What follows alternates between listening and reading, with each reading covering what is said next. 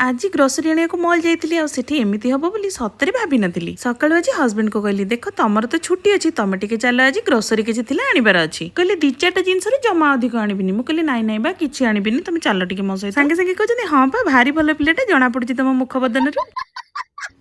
मुझे जदि भी पसंद आसो सांगे सांगे मुह बुले पलैबी जमी मुझे चिन्हनी कि जानी जमी भारी सुधार पिलाटा आउे मुझे कौन मुह बुलेबी स्वामी मोर जो फल देखती मुहटा आपे एमती बुली जाए स्वामी कहली टिके हसीदे हसीदे हसीदे एटी बिस्किटा उठाउली जे पुणी स्वामी कथा मन पड़ा पुणी थईदेली